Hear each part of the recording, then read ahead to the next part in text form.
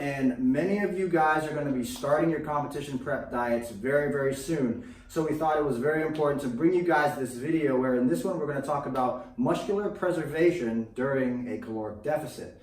And we went ahead and highlighted a few very important topics that we wanted to be able to explore and branch out a little bit and possibly provide you guys some insight in regards to how you should be prioritizing your training or manipulating your training variables when you're deep into a cal deficit during a show. So the first thing we want to talk about is the overall training volume. Yeah, so your main variables are going to be volume, intensity, frequency.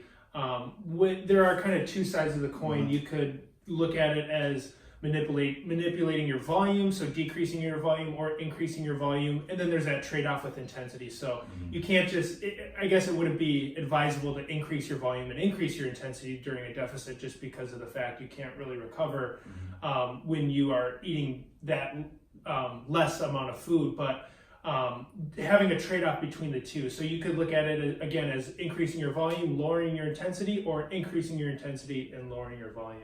Right. Let's try to give the people a little bit of information in regards to, like, when it comes to volume and intensity, what exactly are we talking about when it comes to volume specifically, and then what are we talking about in regards to intensity specifically? Right. So volume is going to be primarily your sets and reps. Obviously your weight is the weight on the bar is taken into account, but that's kind of more of your intensity side of the balance. So if you are, let's say, decreasing your volume, you are likely going to be decreasing your reps, maybe some sets, and if you're increasing your intensity, that's going to be adding weight onto the bar. So the actual amount of load you're lifting, which would be contributing to like your mechanical tension mechanism. Now, for those of you who are in a deep caloric deficit, what would you hypothesize to be the best way that you would essentially work on to preserving that muscular tissue? Yeah. So the thing to consider when you are in a deficit is managing your stress, your fatigue.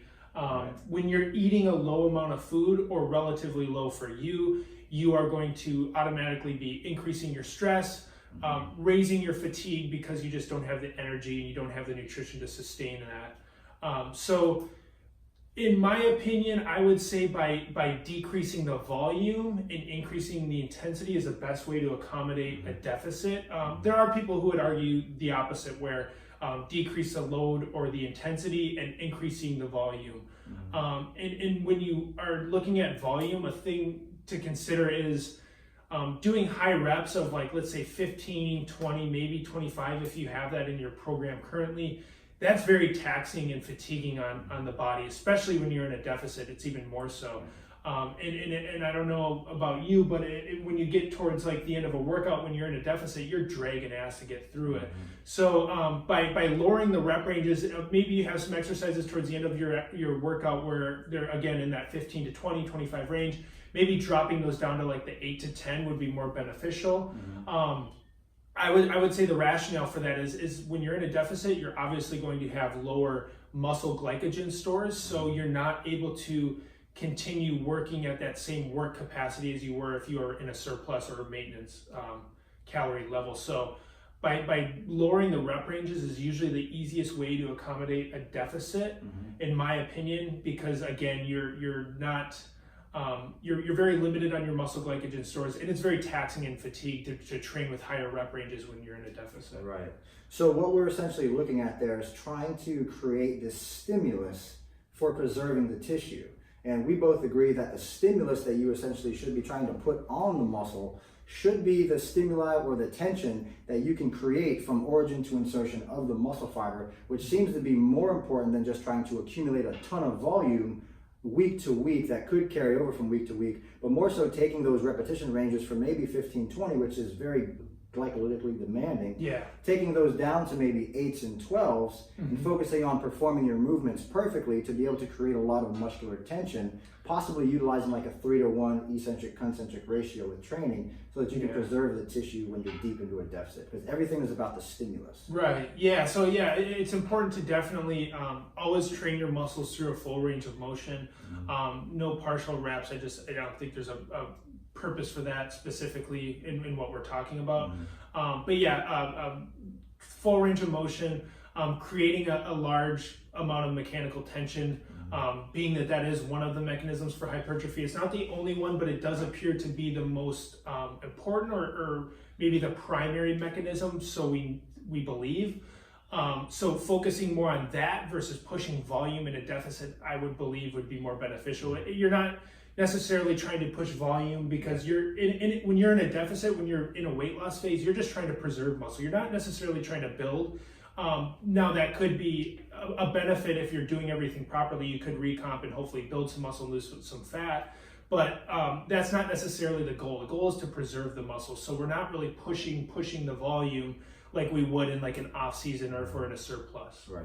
So for those of you guys who may be in a caloric deficit right now, maybe you're preparing for a competition or something like that, and you're actually sitting there and you're thinking, well, dang, like my coach has me doing a ton of volume. Like I'm doing maybe 2 or 3 power exercises to start my workout out, then I'm doing maybe 4, 5, 6 potential exercises for my lower body after that. What we want to talk about now is actually the implementation of things like deloads and the ability for you to actually recover your body utilizing a specific training volume, training intensity from week to week. So I'm sure some of you would probably understand that the training volume that you're accruing into, say, week 1 of your training program, if you still feel sore and achy and tired from week 1, chances are you probably need to reconsider the amount of training volume you're doing in week 2, because over the course of time, this is probably going to lead to you needing to deload a bit faster. So let's go ahead and talk about that very fine balance between being able to fully recover in a training program so that the amount of fatigue you're accruing in, let's say, for instance, week 1 doesn't necessarily carry over into week 2, and you can kind of consistently train without having a deload after maybe 3 or 4 weeks. Yeah,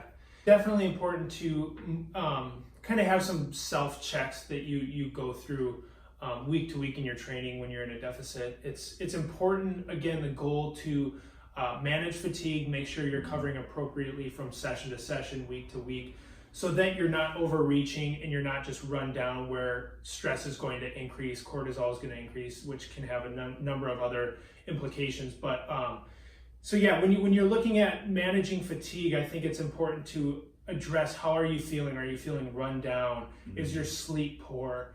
Do you feel weak in the gym when you go in? Are you so sore that you can't perform the exercise like you were saying? Right. So soreness could be one. A certain level of soreness is always good, but too much is also, again, kind of pushing over the edge. So again, looking at your sleep, how do you feel when you walk into the gym? How are you feeling when you walk out of the gym? Are you super sore? Is there any other ones that you would kind of lump in there? I think sleep by far is probably the most important aspect there. Yeah, that's usually when people struggle, is when they're not sleeping. Especially. Well, I mean, even if you think about it, a lot of people typically only sleep about 5 or 6 hours per night. Right. And 5 or 6 hours per night is actually what they utilize in a lot of the sleep deprivation studies, right? So like if you're sleeping 5 or 6 hours a night, it's not enough. We would definitely recommend probably something around like 8 or 9. Granted, there's a lot of lifestyle cofactors that can play a role in your ability to sleep that much.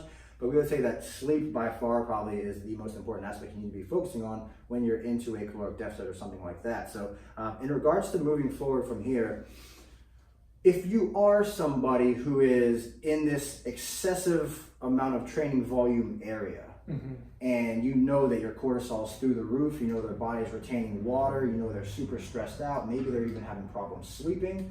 What could we recommend for those types of people who are already in that state? So I know earlier we talked about just taking breaks from the gym, we talked about increases in calories, we talked about deloads. If you want to go ahead and provide a little bit more of information on the question of, if you are one of these people, what would you do for them? Let's say, for instance, because we both work with a lot of clients, what would you say you would do for them specifically? Yeah, so I guess it's going to depend on how fatigued or how stressed out they are. So if they're at a point to where they're at a very stressed or fatigued state, then probably taking a couple days off completely from the gym is the best way.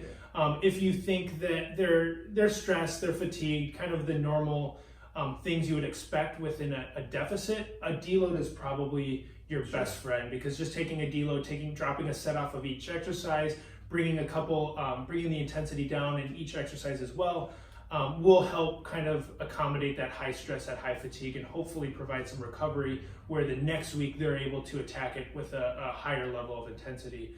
So it's best to gauge the level of stress and fatigue. I know that's kind of hard to do, but if you find that they're not sleeping well, they're having trouble going to sleep, staying asleep, right, they're weak in the gym, those things that I mentioned, then probably just taking 2, 3, maybe even 4 days off the gym completely would be the best thing for them. That's where you're going to see a reduction in cortisol, which is going to mean a higher level of training the next week or the next time they go in. Right, and I'm so happy you said that, because the majority of people who are watching this, guys, you probably know that you didn't expect him to say take days off from the gym. Mm-hmm. Because oftentimes within the culture of competition prep or within the culture of fat loss, everything is about do more, try to do more cardio, train harder, diet harder, and all of this.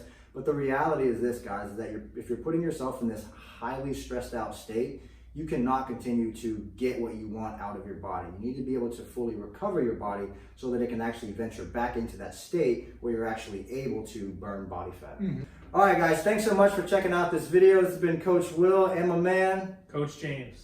We appreciate you guys checking this one out. If you guys want, go ahead and leave us some comments down below. Ask any questions that you would like for future videos to come in the future. Thanks so much. We'll talk to you later. Bye.